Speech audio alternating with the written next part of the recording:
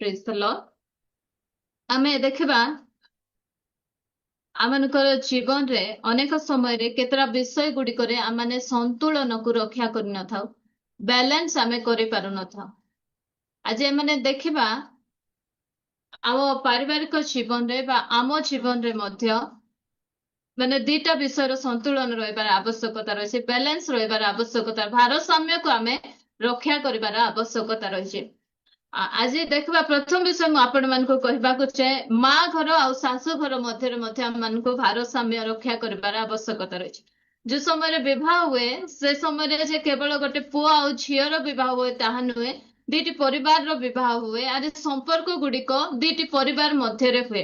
अनेक समय कौन हुए आमे बहु माने बा स्त्री माने निज परिवार मध्य शाशु घर आ माँ घर मध्य ठीक रे माने भारसाम्य रक्षा न करि पारिबारु से परिवार गुड़िकर संपर्क गुड़िक खराब हो जाए। दी समुद्री मध्य पड़ू नथिबो, दी समुदी मध्य पड़ू नथिबो कि माँ घर लोक को शाशु घर लोक पसंद कर शाशु घर लोक को माँ घर लोक पसंद कर ए दायित्व है आम को कह जाए दुईटा आम को कह जाए ना दुईटा दुई कूड़ को हिता बोली कह जाए। कारण आमे हूँ दीटा परिवार मझी रही दीटा परिवार को आम मध्यस्थी करवा व्यक्ति मान हूँ स्त्री माने।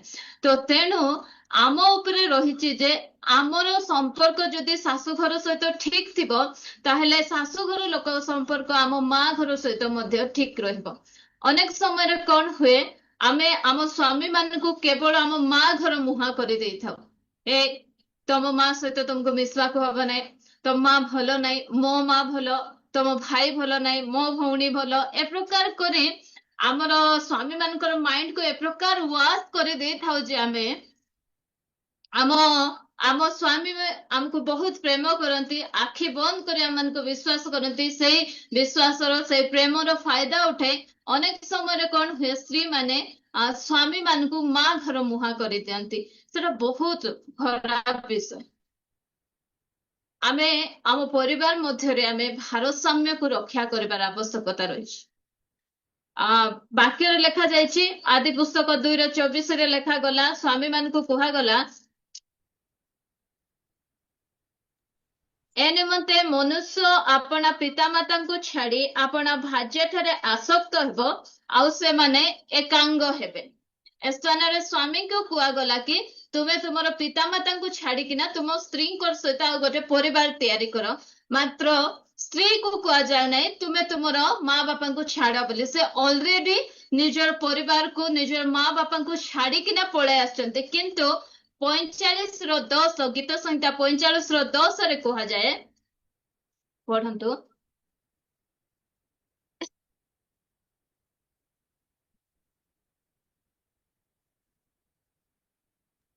आगा कन्ने सुनो विवेचना करो ओ अपना कर्ण डेर तुम्हें निज लोकों को अपितृ गृह को पासर।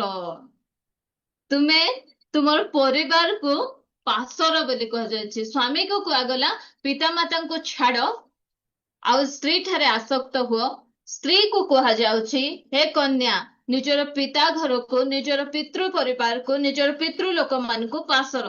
पासर ता अर्थ नुहे जे पूरा भूली जाओ से दुख रे जाओ नहीं सुख रे जाओ नहीं सेमती नहीं।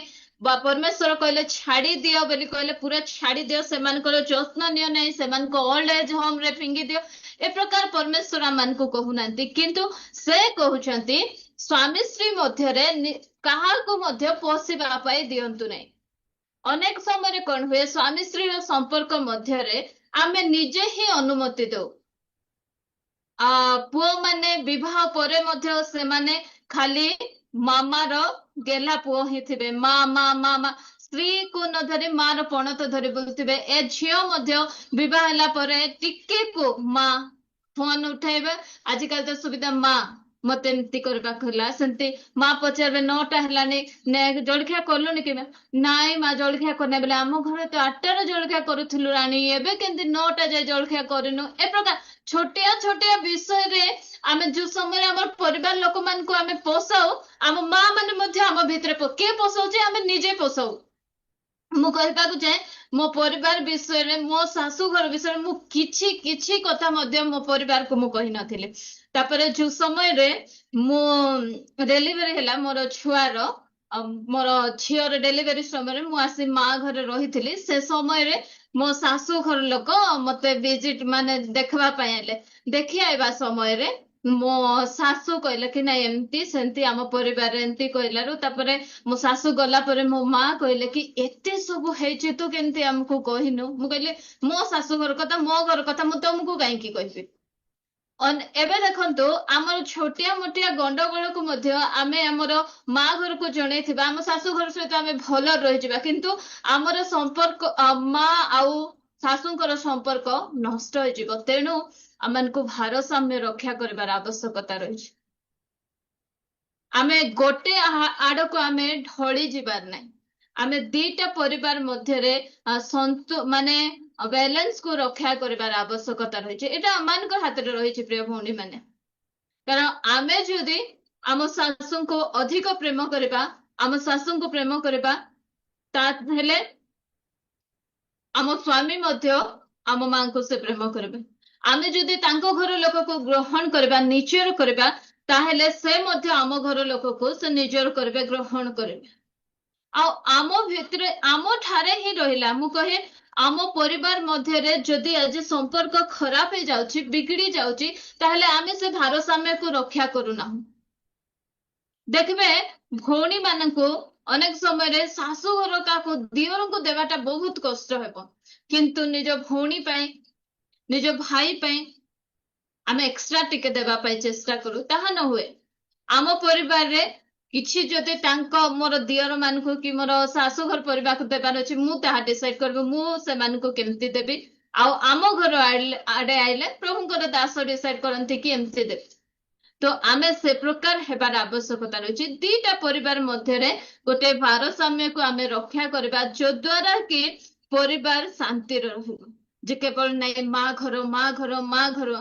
ଆମକୁ କୁହାଯାଇଛି ଆପଣ ପିତୃ ଲୋକଙ୍କୁ ଆଉ ପିତୃ ଗୃହକୁ ପାଶର। ଆମେ କଣ କରୁ ଅନେକ ସମୟରେ ପାଶରର ଅର୍ଥ କଣ? ଶାଶୁ ଘରେ ଶାଶୁ ଘର ରୁଲ ଚଳିବ, ମା ଘର ରୁଲ କୁ ଶାଶୁ ଘରେ ଚଳେଇଲେ ହେବ ନାହିଁ। ଅନେକ ସମୟରେ କଣ କରୁ, ମୁଁ ମୋ ମାଙ୍କ ଘରେ ମୁଁ ବେଡ ରେ ଥିବା ସମୟରେ ମୋର ମା ବେଡ ଟି ନଦେଲେ ମୁଁ ଉଠୁ ନଥିଲି। ଏବେ ବେଡ ଟି ମିଳିବ ନାହିଁ ବାପା, ତମକୁ ଟି ବନେଇକିନା ସମସ୍ତଙ୍କୁ ବେଡ କୁ ନେଇକି ଯିବାର ଅଛି। କାରଣ ସେ ରୁଲ ରେଗୁଲେସନ ଏଇଠି ଚାଲିବ ନାହିଁ। ଅନେକ କୁହନ୍ତି ଆମ ଘରେ ସକାଳେ ଜଳଖିଆରେ ଏଟା ଖାଆନ୍ତି, ତ ତମ ଘରେ କେମିତି ପଖାଳ ଖାଇଲେ ମୁଁ ଖାଇପାରିବି ନାହିଁ। ତମ ଘରେ ଖାଉଥିବ, ତୁମ ଘର ରୁଲ ରେଗୁଲେସନ କୁ ଏ ସ୍ଥାନରେ ଚଳେଇଲେ ହବ ନାହିଁ। ଆମେ ଯେତେ ଯାଇ ଆମର ମା ଘରକୁ ପାଶୋରି ନାଉ, ସେ ଯାଇ ଆମେ ଶାଶୁ ଘରକୁ ନିଜର କରିପାରିବା ନାହିଁ। ଆଉ ଯେ ଯାଇ ଆମେ ନିଜର କରିପାରୁନ, ସେ ଯାଇ ଆମେ ଶାନ୍ତିରେ ରହିବାକୁ ପାରିବା ନାହିଁ। ମୋ ଘରେ ଏମିତି ମୋ ବାପା ମତେ ଯେତେବେଳେ ସେ କାମରୁ ଫେରୁଥିଲେ ସବୁବେଳେ ମତେ କ୍ୟାଡବେରୀ ଆଣିକିନା ଦଉଥିଲେ।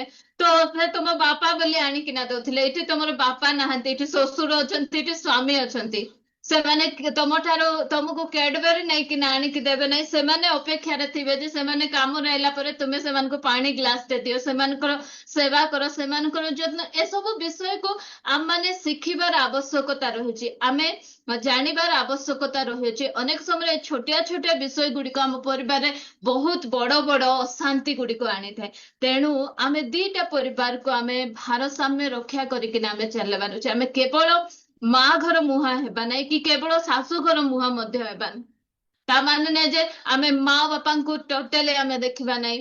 ମୁଁ କହେ ଆମେ ପାଖରେ ରହୁଛୁ ବୋଲି ନାହିଁ, କିନ୍ତୁ ଶାଶୁ ଘର ଆଉ ମା ଘର ମଧ୍ୟରେ ଉତ୍ତମ ସମ୍ପର୍କକୁ ଆମେ ପ୍ରତ୍ୟେକ ସମୟରେ ଆମେ ବାଲାନ୍ସ କରି ରଖିବାର ଆବଶ୍ୟକତା ରହିଛି। ଦେଖିବେ ମୁଁ ଗୋଟେ ବଢିଆ ଆପଣମାନଙ୍କୁ ଗୋଟେ ବହୁତ ସୁନ୍ଦର ବିଷୟ ମୁଁ କହିବାକୁ ଚାହେଁ ମୋ ଜୀବନର ବିଷୟ।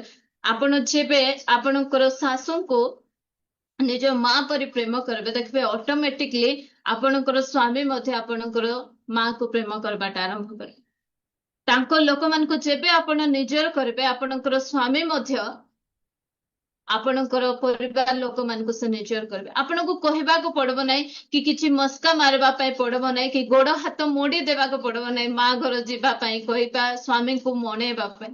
स्वामी निजे निजे ही जो समय से परिस्थिति को जानती से समय से नहीं कि पळाई आसबे से आमे दीटा परिवार मध्यरे भारसाम्य रक्षा करबा आउ गोटे विषय छुआ मानक मध्यरे मध्य आमको भारसाम्य रक्षा करबार आवश्यक बैलेंस रखिबार आवश्यकता रही अनेक समय आमे कौन करू जो छुआ अधिक पाठ पढ़ुथिबो ताकू टिके माने एक्स्ट्रा केयर देखैथिबो जो छुआ पाठ सुंदर थिबो ताकू टिके माने अधिक स्नेह करूथिबो ताकू आमे धरे धरे बुलाउथिबो लोक मानको आगे इंट्रोड्यूस करबा पे मानको बहुत खुशी लागुथिबो किंतु जे टिके पाठ पढु नथिबो दुर्बल से छुआ मानको आमे अनेक समय अवहेला करिथा आउ केतरा परिवार रे पुओ मानको अधिक टिके प्रेम करती स्नेह करती झील को गोटे अंडा देले पुओ को दीटा अंडा दे थांती ନାଇଁ ମୋ ପୁଅ ବୋଲିକି ନାଇଁ ପୁଅ ଅନେକ ସମୟରେ ପ୍ରାତଃ ଅନ୍ତର କେମିତି ନାଇଁ ପୁଅ ପିଲା ସେ କାମ କରିବାକୁ ହବ ନାହିଁ ଝିଅ ପିଲା ହିଁ ସେଟା କରିବ ଏ ପ୍ରକାର ପ୍ରାତଃ ଅନ୍ତର ଆମମାନଙ୍କ ମଧ୍ୟରେ ଆସେ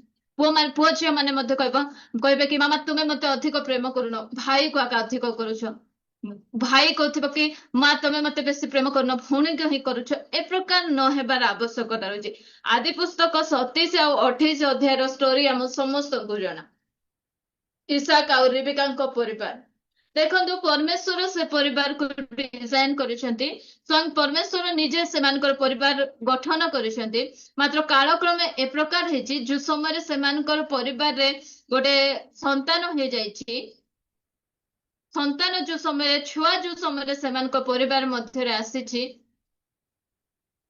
ରିବିକା को विवाह ହେଲା ପରେ ଇସାକ ତାଙ୍କ ମାତୃ ମରଣ ଶୋକରୁ ସାନ୍ତ୍ୱନା ପାଉଛନ୍ତି କେତେ ପ୍ରେମରେ ସେମାନେ ଥିବେ ଭାବନ୍ତୁ ମାତ୍ର ଛୁଆ ଆସିଲା ପରେ ଗୋଟେ ଛୁଆ ମାର ଆଉ ଗୋଟେ ଛୁଆ ବାପାର ହେଇଯାଇଛି ସେମିତି ନାହିଁ ଦିଟା ଯାକ ଛୁଆ ମଧ୍ୟ ମା ଆଉ ବାପାଙ୍କର ଏବେ ଏମାନେ ନିଜ ନିଜକୁ ଆଉ ପ୍ରେମ କରୁନାହାନ୍ତି ନିଜ ନିଜ ପାଇଁ ଏମାନଙ୍କ ପାଖରେ ଆଉ ସମୟ ନାହିଁ ଏବେ ଜାକୁବକୁ ଧରିଛନ୍ତି ରିବିକା ଆଉ ଏସାଉକୁ ଧରୁଛନ୍ତି ଇସାକ କାହିଁକି ନା ଜାକୁବଙ୍କୁ କାହିଁକି ରିବିକା ସ୍ନେହ କରୁଛନ୍ତି କାହିଁକି ନା ସେ ମତେ ଘର କାମରେ ସାହାଯ୍ୟ କରିବ ମତେ ପରିବା କାଟିଦେବ ମତେ ବାସନ ସଫା କରିବାରେ ସାହାଯ୍ୟ କରିବ ଲୁଗା ଶୁଖେଇବାରେ ସାହାଯ୍ୟ କରିବ କାରଣ ସେ ପ୍ରକାର କାମ କରୁଛନ୍ତି ବୋଲି ଆଉ ଆମମାନଙ୍କର ଇସାକ ସେ ଟିକେ ଖାଇବାର ପ୍ରିୟ ତ ଏସବୁ ଯିବ ବଣରୁ ଭଲ ଭଲ ପଶୁ ମାରିକିନା ଆଣି ମତେ ଖାଇବା ପାଇଁ ଦେବ ସେଥିପାଇଁ ସେ ଏସବୁକୁ ପ୍ରେମ କରୁଛନ୍ତି ଆମେ ସେ ପ୍ରକାର ପାତର ଅନ୍ତର ଆମ ପରିବାର ମଧ୍ୟରେ ନ କରୁ ଦେଖନ୍ତୁ ଯୋଉ ସମୟରେ ମୁଖାପେକ୍ଷା କରିଛନ୍ତି ଆଉ ମୁଖାପେକ୍ଷାର ପରିଣାମ ମଧ୍ୟ ଅଛି ଆମେ ଯଦି ଗୋଟେ ଛୁଆକୁ ପ୍ରେମ କରିବୁ ଆଉ ଗୋଟେ ଛୁଆକୁ ପ୍ରେମ କରିବୁ ନାହିଁ ତାହେଲେ ଦିଟା ଛୁଆ ଭିତରେ ଆମେ ଶତ୍ରୁତାକୁ ଆଣୁଛୁ ଏ ଜାକୁବ ଆଉ ଏସୋ ମାନେ କେମିତି ଶତ୍ରୁ ହେଲେ ଜଣେ ଜଣକୁ ମାରିବା ପାଇଁ ଗୋଡାଉଛି ଆପଣ ଯଦି ସେ 27 28 ଅଧ୍ୟାୟ ଗୁଡିକ ପଢିବେ ଜଣେ ଆଉ ଜଣକୁ ରାଗିକିନା ମାରିବା ପାଇଁ ଗୋଡଉଛି ଆଉ ଯୋଉ ସମୟରେ ରିବିକା ମଧ୍ୟ ମରି ଯାଉଛନ୍ତି ସେ ଏତେ ସ୍ନେହ କରୁଥିବା ଜାକୁବକୁ ମରବା ସମୟରେ ମଧ୍ୟ ଟିକେ ଦେଖି ପାରୁନାହାନ୍ତି ଅନେକ ସମୟରେ କଣ ହୁଏ ଶେଷ ସମୟରେ ଲୋକ ଖୋଜନ୍ତି ଯାହାକୁ ବେଶୀ ପ୍ରେମ କରୁଥିବ କହିବେ ନାଇଁ କି ତାକୁ ଜଗିଥିବ ସେ ଆସିଲା ପରେ ହିଁ ପ୍ରାଣ ଯିବ ବୋଧେ ଆଉ ସତକୁ ସତ କେତେଟା ଜାଗାରେ ସେମିତି ମଧ୍ୟ ହୁଏ ନାଇଁ ସେ ଆସିଲା କି ସେ ଆସି ଡାକିଲେ ସେ ଆସି ବସିଲେ ଯାଆନ୍ତି ମାତ୍ର ରିବିକା ଏତେ ଦୁର୍ଭାଗା ମା ସେ ଯାହାକୁ ବେଶୀ ପ୍ରେମ କରୁଥିଲେ ସେ ଶେଷ ସମୟରେ ତାଙ୍କୁ ମଧ୍ୟ ଟିକେ ଦେଖି ପାରିଲେନି କାହିଁକି ନା ତାଙ୍କର ଭିତରେ କେମିତି ଥିଲା ଗୋଟେ ପୁଅକୁ ଅଧିକ ପ୍ରେମ କରୁଛନ୍ତି ଆଉ ଗୋଟେ ପୁଅକୁ କମ ପ୍ରେମ କରୁଛନ୍ତି ଜାକୁବର ଅଧିକାର ଜାକୁବର ଆଶୀର୍ବାଦ ଏସବୁ ଛଡେଇ ନେବ ବୋଲି ସେ ଗୋଟେ ପ୍ଲାନ କରୁଛନ୍ତି ବାପା ମୁଁ ତୋର ବାପାର ଟେଷ୍ଟି ତୋର ବାପାକୁ କେମିତି ପସନ୍ଦ ମୁଁ ରାନ୍ଧିକିନା ଖାଇବାକୁ ଦେବାକୁ ଜାଣିଛି ତୁ ଆଣେ ଆମର ସେ ଶାଳରୁ ହିଁ ଗୋଟେ ଛେଳି ଆଣେ କାଟିକିନା ଆଣେ ତୋର ବାପା ଜାଣିପାରିବେ ନାହିଁ ସେଟା ହରିଣ ମାଂସ କି ଛେଳି ମାଂସ ବୋଲି ଏ ପ୍ରକାର ଆପଣ ମାନେ ସବୁ ଷ୍ଟୋରି ଜାଣୁଛନ୍ତି ତ ସେଥିପାଇଁ ଏତେ ମୁଁ ପଢାଉ ନାହିଁ କି ସେ ଆଡକୁ ନଉନାହିଁ ସେମିତି କହିକି ସେ ଜାକୁବଙ୍କୁ ତାଙ୍କର ଆଶୀର୍ବାଦ ମାଗିଛନ୍ତି ପରମେଶ୍ୱର ତ କହିଥିଲେ ଯୋଉ ସମୟରେ ଏସୋ ଆଉ ଜାକୁବ ଗର୍ଭରେ ଥିଲେ ପୃଥିବୀର ପ୍ରଥମ ଯାଆଁଳା ଛୁଆ एसो आ जाकुब जो समय गर्भरे थिले से समय ही परमेश्वर कही देइथिले जे आमे जाकुब को ही आशीर्वाद करवा एसो को नहीं बोली। तो ए सब जानला परे मध्य रिबिका गोटे चक्रांत करूछंती आउ निजर सान पुओ को प्रेम करूछंती बड़ पुओ को से प्रेम करूनाहांती पातर अंतर करूछंती दीटा पुओ मध्यरे जो समय से प्रकार प्रातर अंतर करूछंती से सबुर परिणाम रिबिका निजे ही भोगुचंती जाको अधिक स्नेह करूछंती से पुओ को तार प्राण रक्षा करबा निमंते निजर भाई ठारू बंचेबा पय से तांकर मामू घर को तांको पठाई दउछंती आ से मामू घर थिबा पीरियड रे ही रिबिकांकर मृत्यु होईची शेष समय रे निजर पुओ को मध्य देखि पारले अनेक परिवार मध्य ए प्रकार होची केंती अधिक टिके को पुओ को प्रेम करदेले कि को झियो को अधिक प्रेम करदेले से दीटा मध्यरे मतांतर मनांतर गुड़िक सृष्टि होଉଛି जेजे माने मध्य आई माने मध्य अधिक प्रेम नाती मान को करंती नातुणी मान को टिके कम कारण हमर इंडियन मेंटालिटी केंते जे झियो मान को टिके कम पुओ मान को टिके अधिक प्रेम करबो से प्रकार न हो आमे समस्त को हम परिवार रे जते प्रभु दीटा छुआ देचंती तीनटा छुआ देचंती आमाने समस्त को आमाने समान भाव रे प्रेम करबार आवश्यकता रही छुआ मान को मध्य रे संपर्क मध्य रे मध्य आमान को भारसाम्य रक्षा करबार आवश्यकता रही आ एक विषय मैंने देखिबा आमे जो समय रे आमानकर आय को देखि आमाने व्यय करिबार आवश्यकता रही आज अनेक आमे ऋणग्रस्त कहीं होचु कारण आमानकर उपार्जन कम थाउची उपदेशक 10:8 रे लेखा गला पढ़ंतु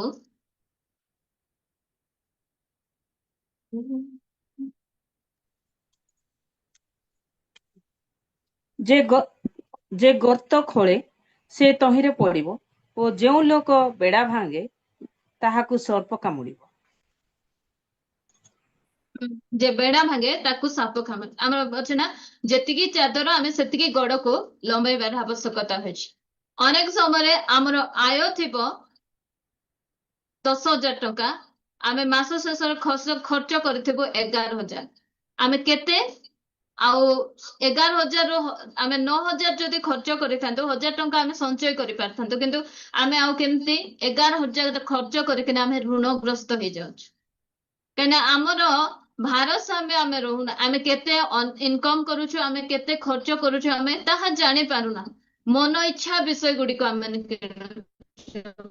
ए दिन मानकर तो दर दाम गुडी को केते बढी गला इवन टंका थिले मध्ये आमान को पेट्रोल मिलु नाही आपण मान को एरिया रे केंती मु जाने नाही किंतु आम एरिया रे एबे प्राय पेट्रोल ये रे पेट्रोल टांकी गुडी कर पेट्रोल ही नाही लंबा लंबा लाइन लागी छी पेट्रोल पाई सब जगिଛନ୍ତି सकाळे मो भाई कहउथिला कि आ जिजु याडे सियाडे बेसी भूल नाही पेट्रोल मिलु नाही पेट्रोल टांकी रे पेट्रोल खाली माने अनेक ए प्रकार परिस्थिति आ दरदाम गुड़िक तो पूरा आकाश छुआ हेलानी से समय आमान को केंते चलेबार अछि प्रिय भणी माने माने शिखिबार आवश्यकता रहिछि एबे देखंतु किछि दिन तळे टमाटो किलो थिला 10 टंका इवन 5 टंका रे मध्ये देइ दउथिले मात्र एबे टमाटो किलो बड़ी बड़ी बड़ी बड़ी से समय रे बड़ी बड़ी बड़ी आसी किना एबे हेलानी आम एरिया रे एबे अछि 50 टंका आमे जदि 10 टंका थिबा समय रे टमाट चारू करूथिलु खटा करूथिलु एबे मध्ये सेटा ही करबो बेले हबो नै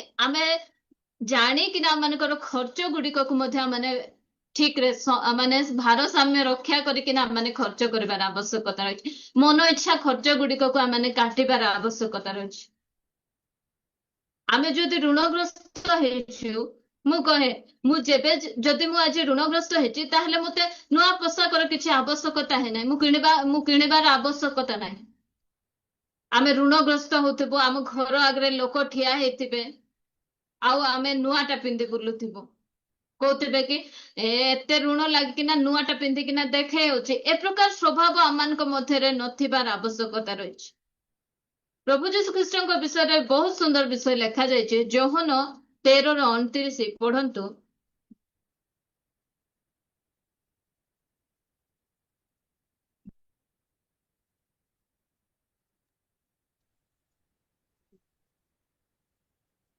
कारण जिहुदा निकटरे भंगा थली थिबारु पर्व निमंते प्रयोजन ताहा କ୍ରୟ କରିବାକୁ କିମ୍ବା ଦରିଦ୍ରମାନଙ୍କୁ କିଛି ଦାନ କରିବାକୁ ଯୀଶୁ ତାଙ୍କୁ କହିଲେ ବୋଲି କେହି କେହି ମନେ କଲେ।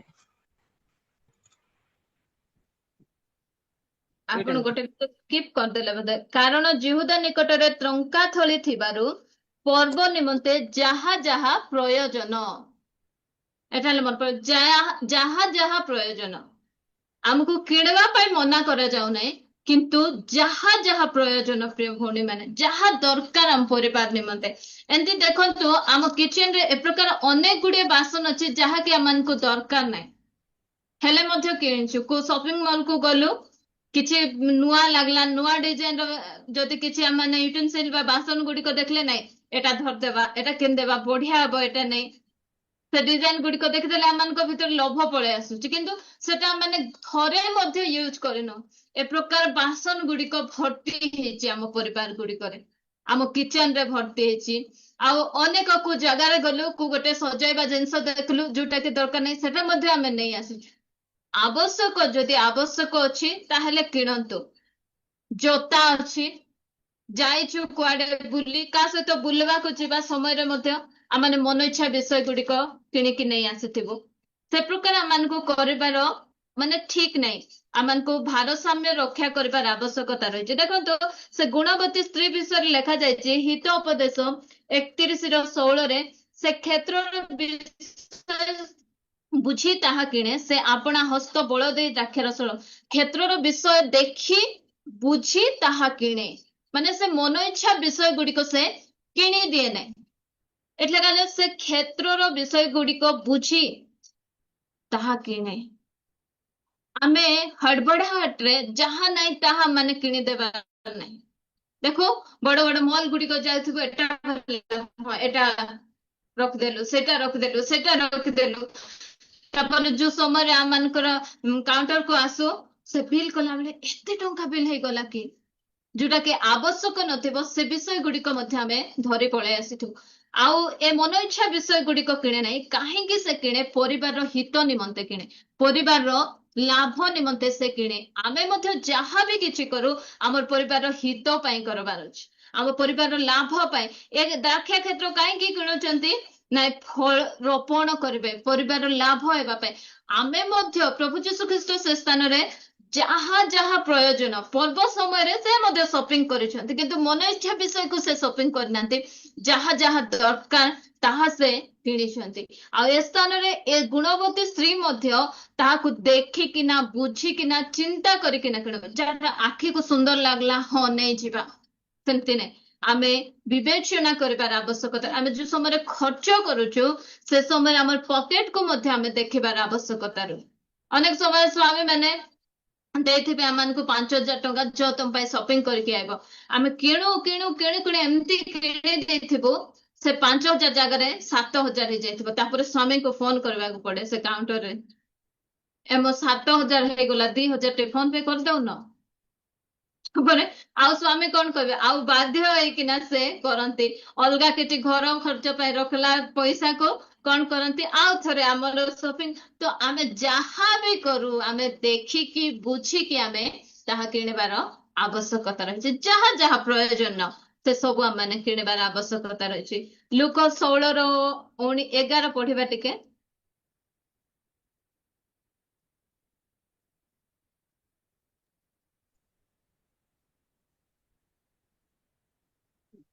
ଅତଏବ ଯଦି ତୁମେମାନେ ଅଧର୍ମ ଧନରେ ବିଶ୍ୱସ୍ତ ହୋଇନାହ, ତେବେ କିଏ ତୁମମାନଙ୍କୁ ବିଶ୍ୱାସ କରି ସତ୍ୟ ଧନ ତୁମମାନଙ୍କର ହସ୍ତରେ ସମର୍ପଣ କରିବ?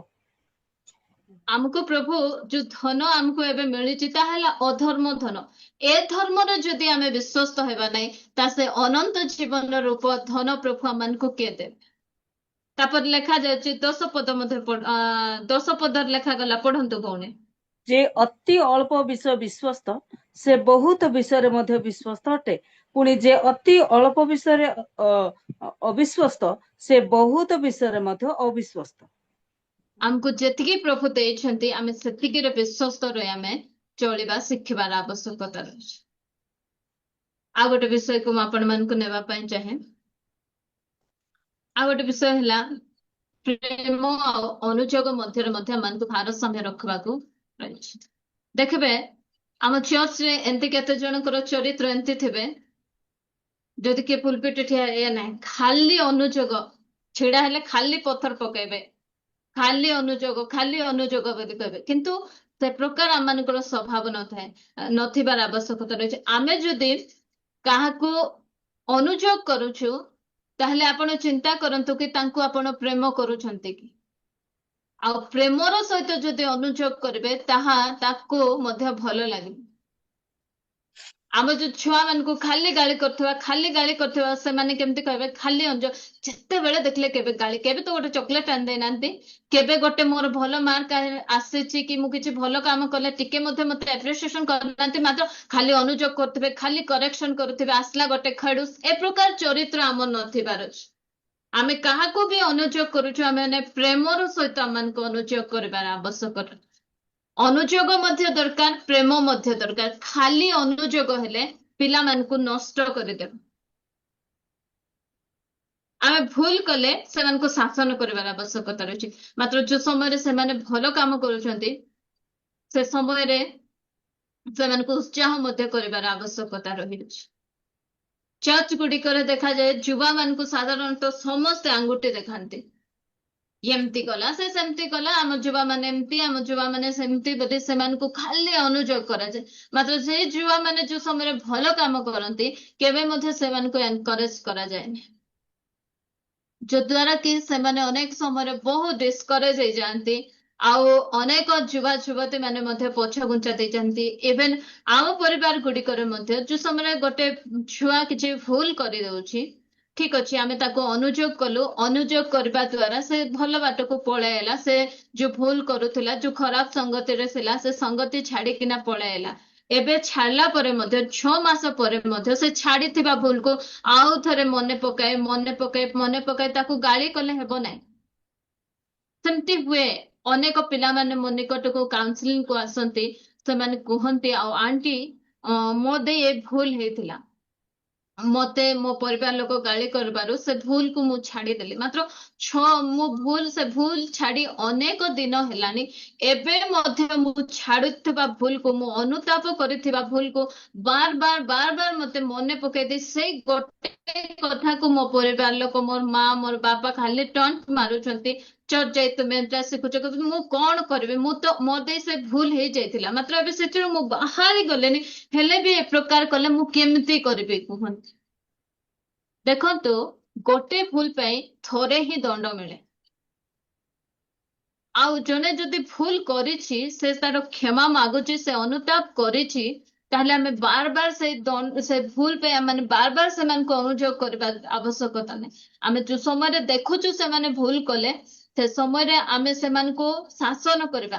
ମାତ୍ର ସେଠାରୁ ବାହାରିଲା ପରେ ଆଉ ଥରେ ସେମାନଙ୍କୁ ସେଇ ଭୁଲ ପାଇଁ ଆମେ ଗାଳି କରିବା, ତାହା ଠିକ ନୁହେଁ। ତେଣୁ ଆମେ ଯାହାକୁ ବି, ଇଭେନ ଆମେ ଛୁଆ ମାନଙ୍କୁ ମଧ୍ୟ ଆମେ ବାଡାଉ, କିଛି ଭୁଲ କରୁଛନ୍ତି, ସେ ସମୟରେ ସେମାନଙ୍କୁ ଆପଣ ମାନେ ପ୍ରେମର ସହିତ ଅନୁଯୋଗ କରିବାର ଆବଶ୍ୟକତା ରହିଛି। ହିତୋପଦେଶରେ ଲେଖାଗଲା, ବାଡି ବ୍ୟବହାର କରିବାକୁ ତ୍ରୁଟି କର ନାହିଁ।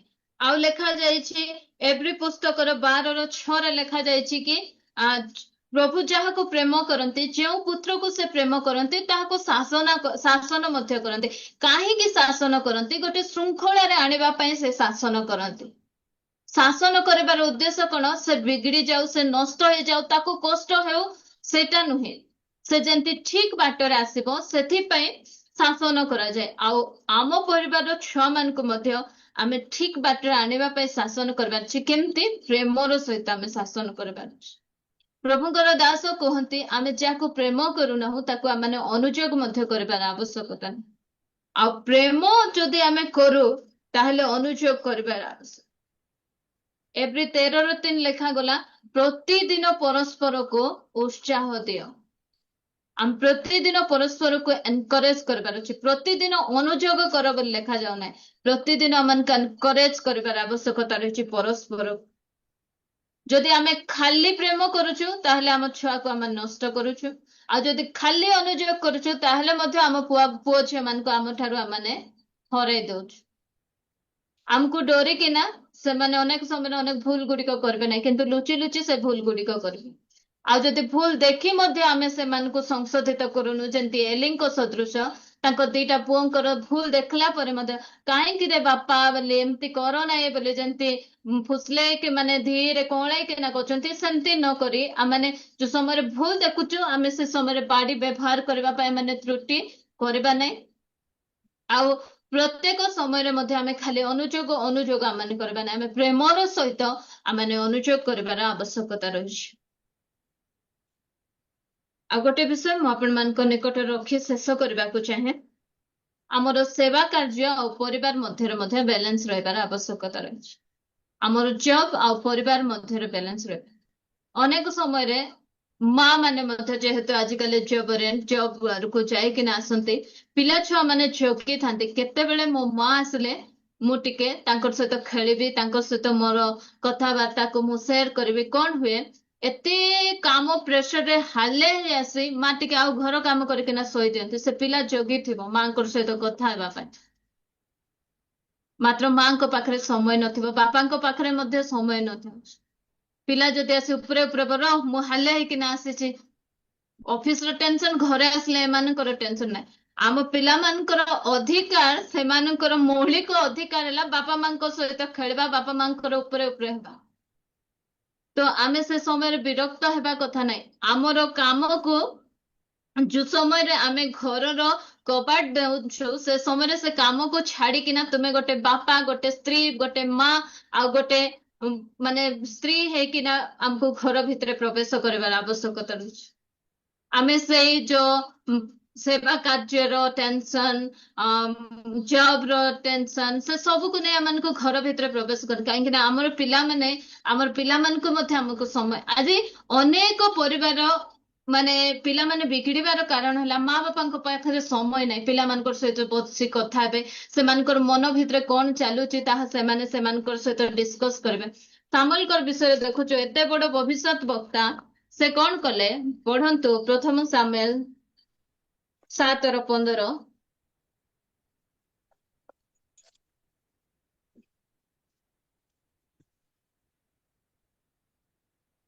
ସାମୁଏଲ ଆପଣାର ଯାବଜୀବନ ଇସ୍ରାଏଲ ବିଚାର କଲେ। ତ ଯାବତ ଜୀବନ ଖାଲି ସେବା କାର୍ଯ୍ୟରେ ହିଁ ନିଜର ସମୟକୁ ଅତିବାହିତ କଲେ, ନିଜ ପରିବାରକୁ କିଛି ସମୟ ଦେଲେ ନାହିଁ।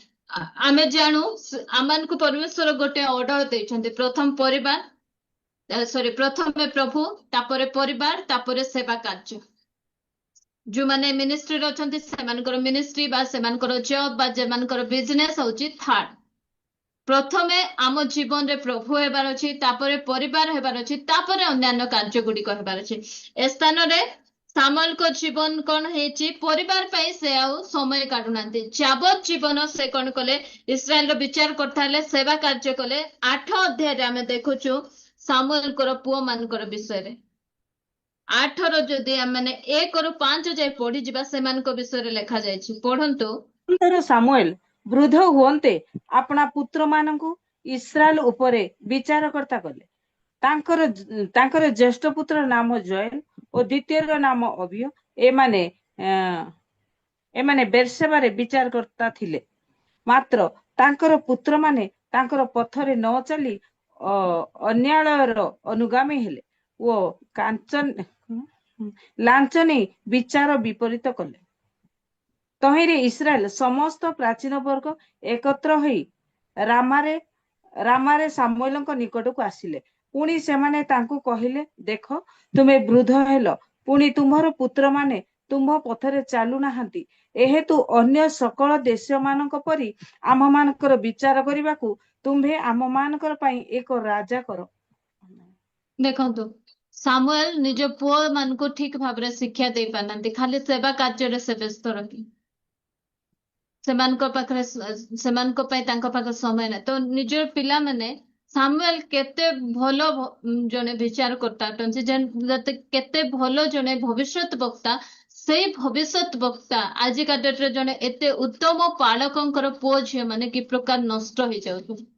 ସେମାନଙ୍କର ଚରିତ୍ର ଗୁଡିକ ନଷ୍ଟ ହେଇଯାଉଛି। କାହିଁକି ନା ଆମେ ସେବା କାର୍ଯ୍ୟ ଓ ପରିବାର ମଧ୍ୟରେ ଆମମାନଙ୍କର ଭାରସାମ୍ୟକୁ ଆମେ ରକ୍ଷା କରୁନା। ଆମେ ଖାଲି ସେବା କାର୍ଯ୍ୟ ଆମମାନଙ୍କର ଜବ୍ ବିଜନେସ ବୋଲି ବୋଲି ଆମେ ଅନେକ ସମୟରେ ପାଗଳ ହେଇ ଏ ପ୍ରକାର ସମୟରେ ଆମେ ବସିଥାଉଛୁ ଯୋଉ ସମୟରେ କି ସେ ନେଳି ଗୁଡ କଉଣିକୁ ବୋହି ଯାଉଛି, ତାପରେ ଆଉ କିଛି କରିବା ପାଇଁ ହଉନାହିଁ।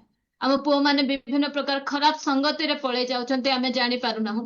ସେମାନେ ବିଭିନ୍ନ ପ୍ରକାର ଖରାପ ଏଡିକ୍ସନରେ ଏଡିକ୍ଟ ହେଇଯାଇଛନ୍ତି। ଅନେକ ଜଣ ମଦ୍ୟପାନରେ, ଅନେକ ଜଣ ଡ୍ରଗ୍ସ ରେ, ଅନେକ ଜଣ ବିଭିନ୍ନ ପ୍ରକାର ବିଷୟ ଗୁଡିକରେ ସେମାନେ ଫସି ଯାଇଛନ୍ତି, ଯୋଉଥିରୁ ସେମାନଙ୍କୁ ବାହାର କରିବା ଆଣିବା କଷ୍ଟ ହେଇଯାଉଛି। ମାତ୍ର ଆମେମାନେ ସେ ପ୍ରକାର ଭୁଲ ନ କରୁ।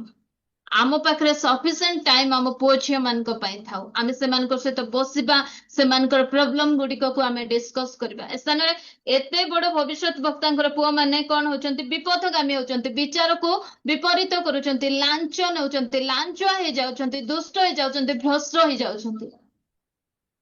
ସାମୁଏଲଙ୍କର ଏ ଭୁଲ ଯୋଗୁ ଇସ୍ରାଏଲ ମଧ୍ୟରେ ରାଜାର ଆବଶ୍ୟକତା ପଡୁଛି। କାହିଁକି ନା ସେ ଯାବଜ୍ଜୀବନ ଖାଲି ଇସ୍ରାଏଲର ବିଚାର କଲେ, ଖାଲି ସେବା କାର୍ଯ୍ୟ କଲେ, ଖାଲି ବିଜନେସ କଲେ।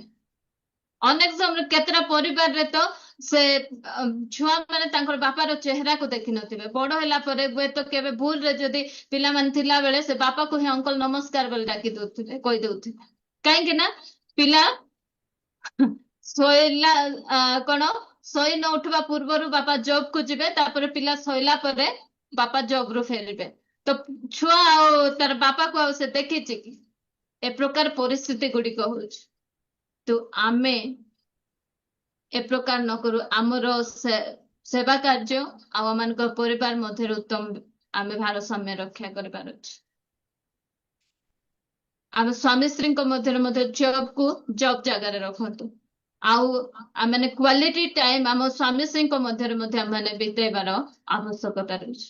ମୁଁ ଆପଣମାନଙ୍କ ନିକଟରେ ଆଜି ରଖୁଥିଲି ଏ ବିଷୟ ଗୁଡିକ ଉପରେ ଆମେ ଭାରସାମ୍ୟ ରଖେ। ମୁଁ ରଖିଲି ପ୍ରଥମେ ମା ଘର ଆଉ ଶାଶୁ ଘର ମଧ୍ୟରେ ଆମମାନଙ୍କୁ ଭାରସାମ୍ୟ ରକ୍ଷା କରିବାର ଅଛି। ଛୁଆ ମାନଙ୍କ ମଧ୍ୟରେ ଆମମାନଙ୍କର ଆୟ ଦେଖି ଆମେ ବ୍ୟୟ କରିବାର ଆବଶ୍ୟକତା ରହିଛି।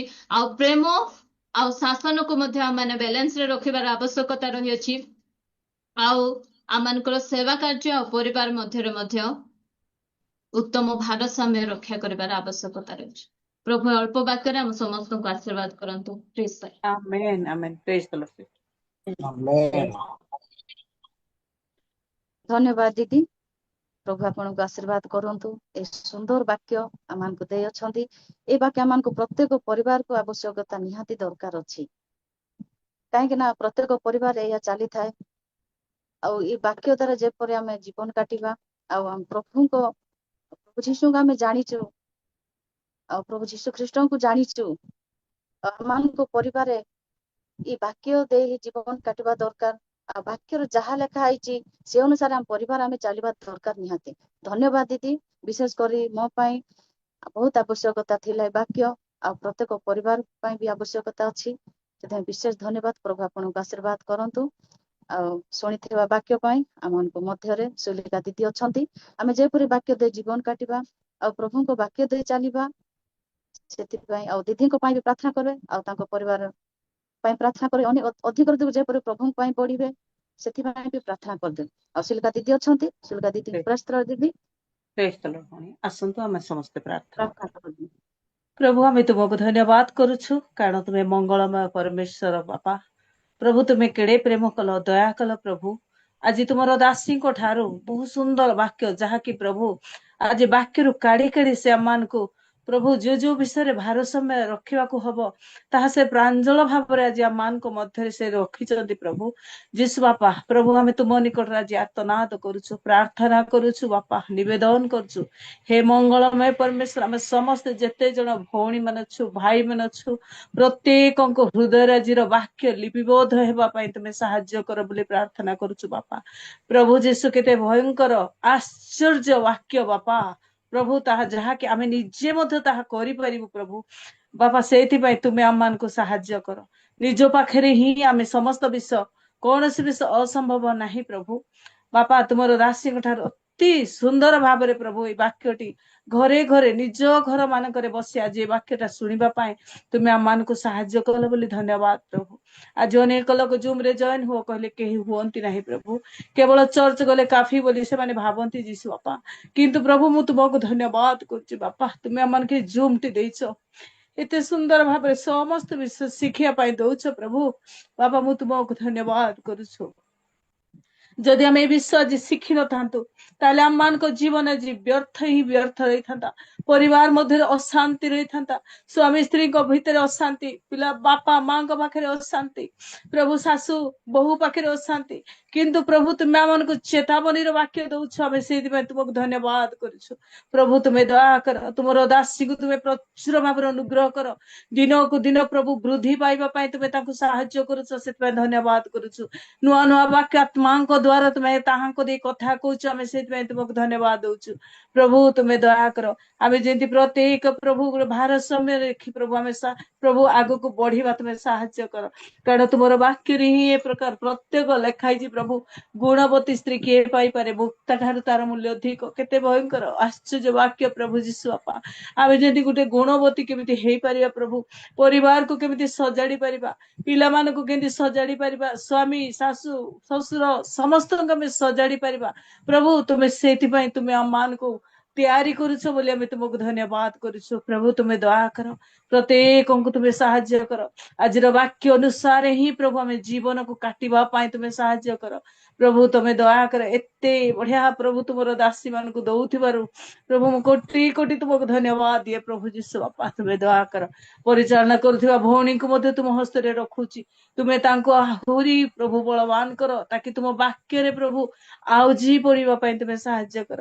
ପ୍ରଭୁ ଆଜି ଯୋଉ ଭଉଣୀ ପ୍ରଭୁ ଆଶୀର୍ବାଦ କଲେ ଆତ୍ମାଙ୍କ ଦ୍ୱାରା ଆଜି ଆରମ୍ଭରୁ ହିଁ ଶେଷ ପର୍ଯ୍ୟନ୍ତ ତୁମେ ଗାଇଡ କଲ ପ୍ରଭୁ, ଉତ୍ତମ ଉତ୍ତମ ବିଷୟରେ ହିଁ ତୁ କଢେଇଲ, ସେଥିପାଇଁ ଧନ୍ୟବାଦ ଦଉଛି। ବାପା ତୁମେ ଦୟା କର, ଯେତେ ଜଣ ସ୍ଥାନରେ ବସିଛୁ ପ୍ରତ୍ୟେକ ଦିନ ପ୍ରଭୁ ଆମେ ସମୟକୁ ଯେମିତି ପ୍ରଭୁ ସଦ୍ବ୍ୟବହାର କରିବେ, ସମୟକୁ ଅପେକ୍ଷାରେ ରହୁଛୁ ପ୍ରଭୁ, କେତେବେଳେ 6ଟା ହବ ଆମେ ଈଶ୍ୱରଙ୍କ ବାକ୍ୟ ଶୁଣିବୁ।